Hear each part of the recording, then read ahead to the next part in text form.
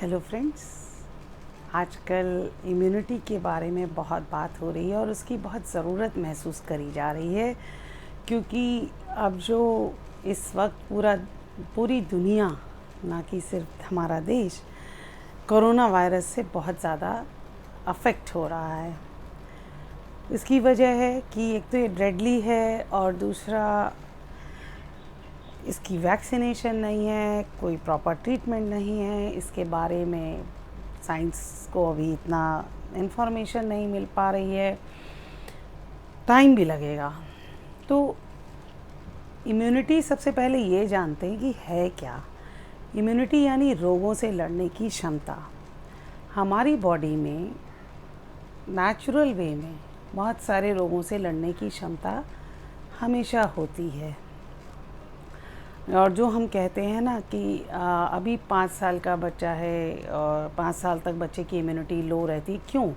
क्योंकि उसका अभी बहुत सारी चीज़ों से सामना नहीं हुआ है, दुनिया की बहुत सारे रोगों से, बीमारियों से। तो उसकी जैसे जैसे एज होती जाएगी, उसको इन्फेक्शंस और वो सब आते हैं, इम्यूनिटी डेवलप होती है। इम्यूनिटी डेवलप कैसे होती है? जब भी कोई जीवाणु यानी कोई वायरस या बैक्टीरिया आपकी बॉडी के पास आता है, तो क्या होता है कि आपकी बॉडी सबसे पहला काम तो ये करती है कि उसको निकालने का प्रयत्न करने लगती है एक्यूट बीमारियों के रूप में, जैसे खांसी, जुकाम या बुखार। और उसके साथ साथ उस पर्टिकुलर वायरस या बैक्टीरिया के अगेंस्ट एंटीबॉडी बनाने लगती है। तो जैसे जैसे होता रहता है ये इंटरेक्शन, वैसे वैसे हमारी इम्यूनिटी बनती रहती है। अब इम्यूनिटी को हम नेचुरल तरीक़ों से कैसे बढ़ा सकते हैं? सबसे पहला तरीका, जब हमारी बॉडी जो टॉक्सिन या जो भी चीज़ हमारी बॉडी के पास आई है उसको नुकसान पहुंचाने के लिए, तो उस वक्त जब वो फेंकने का काम कर रही है, बॉडी उसको एक्सपेल करने का काम कर रही है, उस समय हम उसकी मदद करें। हम उसकी मदद कैसे कर सकते हैं?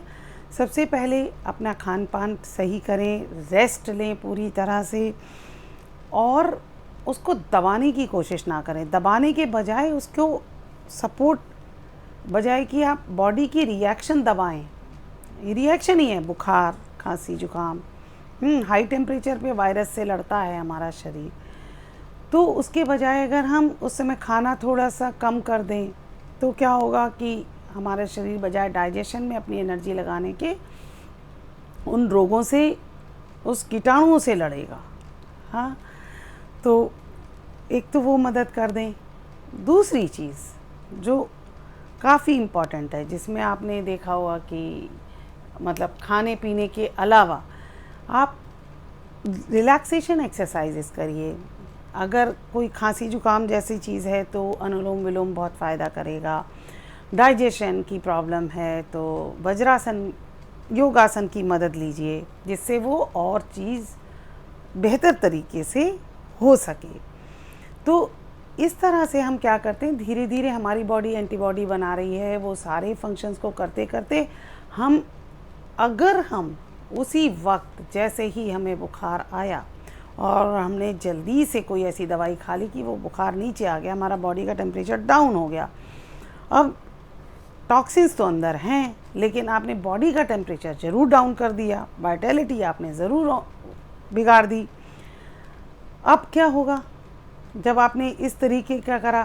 तो बॉडी का जो अपना जो इम्यून सिस्टम डेवलप करने की जो ताकत है, वो आपने दबा दी। पहले निकालने की ताकत दबा दी उसके सिम्टोमेटिक जो करके, और दूसरी ताकत जो वो कर सकता था, वो एंटीबायोटिक देके हमने बॉडी की एंटीबॉडी की काम करने वाली क्षमता हमने घटा दी। जब भी कोई चीज़, बॉडी का कोई फंक्शन हो या अंदर का कोई सिस्टम हो, जिस सिस्टम को हम यूज़ नहीं करेंगे, वो सिस्टम खराब, कमज़ोर और ख़त्म हो जाएगा। ये याद रखिए। तो अपने इम्यून सिस्टम को हमेशा सपोर्ट करिए। ये कोई दुश्मन का क्षेत्र नहीं है कि ये बॉडी है आपकी, उसको अपने प्रेम से आप उसको सपोर्ट करिए। ना कि ये दुश्मन का मैदान है, लड़ाई का मैदान है, या तू नहीं या मैं नहीं टाइप्स, है ना। तो आप इस चीज़ को हमेशा ध्यान रखिए। और मेरे जो चैनल है इसमें सारे ऐसे मेथड्स मैं बताती हूँ जिसमें आप बिना दवाइयों के ठीक हो सकते हैं। आप अपने सपोर्ट सिस्टम को, जो मैंने अभी बात करी, बॉडी को सपोर्ट करना सीख जाते हैं। 90% जो बीमारियां हैं उनके लिए हमें दवा की ज़रूरत बिल्कुल नहीं होती।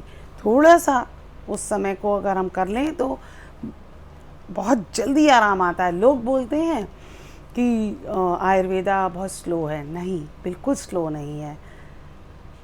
आयुर्वेदा सबसे फास्ट है चीज़ों को करने में। तो क्यों ना हम अपने बॉडी की सपोर्ट सिस्टम बने, ना कि उसको डैमेज करके कि ये चीज़ ख़राब हो गई इसको ख़त्म करो। नहीं, उसको सपोर्ट करिए। Thank you.